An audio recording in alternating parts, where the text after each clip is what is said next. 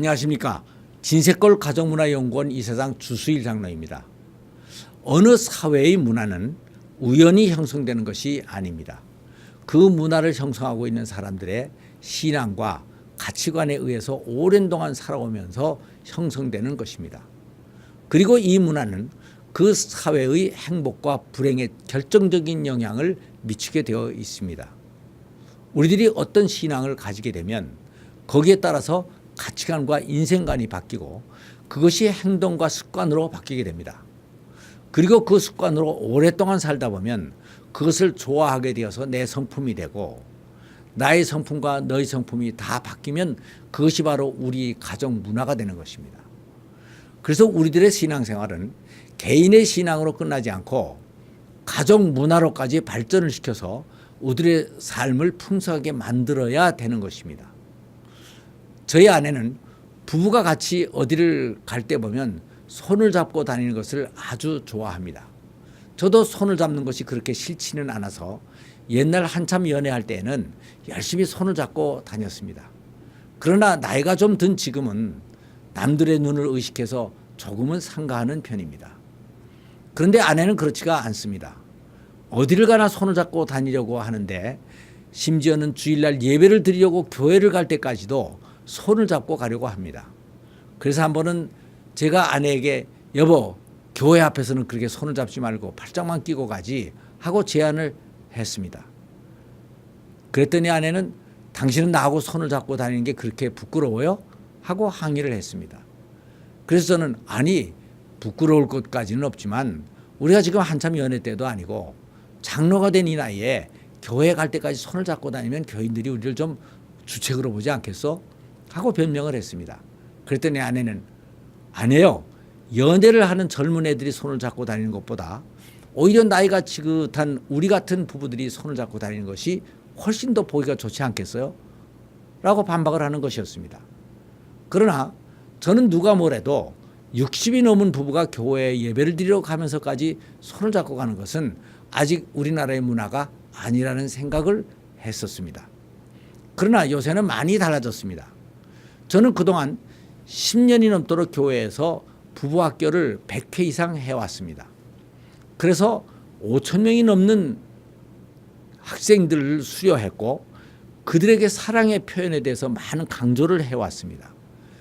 그러니까 이제는 그들이 우리 부부가 교회 앞에서 손을 잡고 가는 것을 보면 졸업생들이 장로님 부부는 역시 다르네요. 보기가 참 좋아요. 하면서 인사를 합니다. 그러다 보니 이젠 내가 손을 잡고 다니는 것이 주책이 아니고 오히려 사람들에게 사랑의 표현에 대한 모범을 보이는 행위가 된 것입니다. 그리고 또 부부학교에서는 성도들 간의 사랑의 표현을 더 적극적으로 하기 위해서 허깅을 많이 연습을 시킵니다.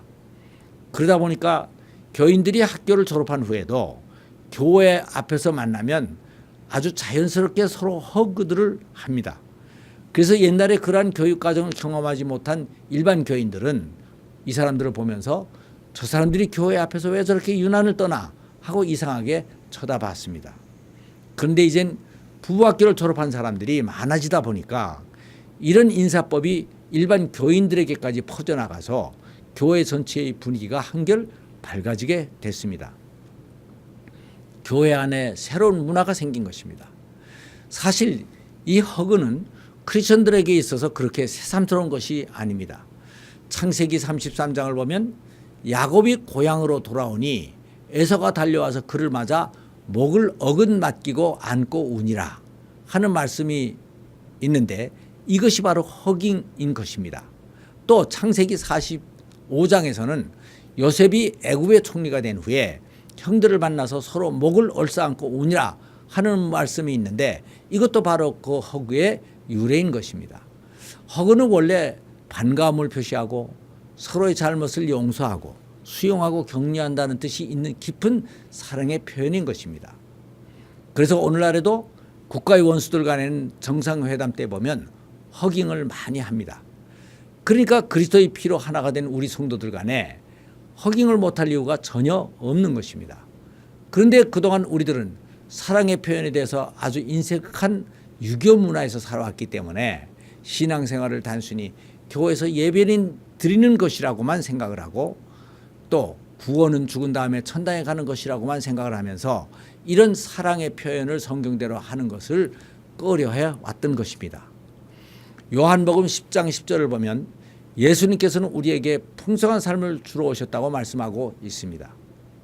그러므로 신앙생활은 단순히 종교 행위에만 그쳐서는 되지 않는 것입니다. 이 신앙이 문화로까지 확산돼야 됩니다.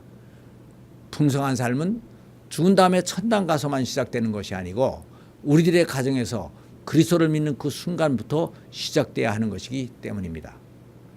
그런데 우리들이 풍성하고 행복한 삶을 누리기 위해서는 새로운 가치관에 의한 새로운 문화를 만들어 가야 합니다. 우리들의 가정에서 남편들이 집에 들어와서 제일 먼저 하는 말은 대개 별일 없었어? 애들은 뭐해?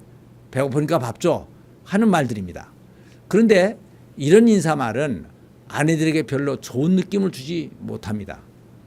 아내들은 이런 말을 들으면 별일이 없었냐고? 그럼 별일이 있기를 바라는 건가? 나는 안중에도 없구만. 그렇게 궁금했으면 전화라도 하지 하는 생각을 합니다. 그러니까 남편이 퇴근해서 첫 인사로 여보 잘 있었어? 오늘 많이 힘들었지? 라고 다르게 얘기를 한다면 아내는 훨씬 더 좋아할 것입니다. 여기에다가 아내를 한번 안아주면 더욱 좋습니다. 말 한마디에 천냥빚을 갚는다는 말이 있습니다. 퇴근하는 남편을 맞이하는 아내는 대개 무언가 기대하는 마음을 가지게 됩니다.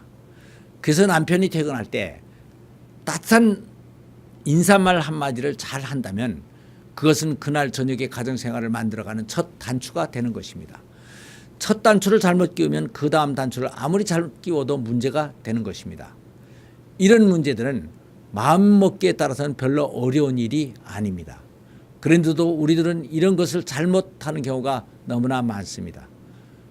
그 이유는 그것을 그렇게 중요하다고 생각하지를 않고 살아왔고 또 이것이 우리들의 습관과 문화가 되어 있지 않기 때문입니다. 남편들의 입장에서는 내가 직장에서 얼마나 힘들게 일을 하는데 내게 무엇을 더 요구하느냐 하는 자기중심적인 생각을 많이 합니다. 그래서 남편들은 먼저 이러한 자기중심적인 생각을 버려야 됩니다. 그리고 성경적인 가정생활의 원리에 따라서 사랑의 표현을 개발해서 이것을 적극적으로 표현을 해야 되는 것입니다. 우리들의 행복은 이러한 작은 것들로부터 시작이 됩니다. 간단한 출근 인사로 부부간의 사랑을 한번 표현해 봅시다. 이때 아이들이 끼어들 수도 있습니다. 그러나 이럴 때에도 아이들보다는 먼저 아내를 먼저 안아줘야 됩니다. 부부가 서로 사랑하는 것을 보면 아이들의 정성도 안정되기 때문입니다. 그리고 아이들은 이런 것들을 보면서 올바른 가정문화유산을 받게 되는 것입니다. 감사합니다.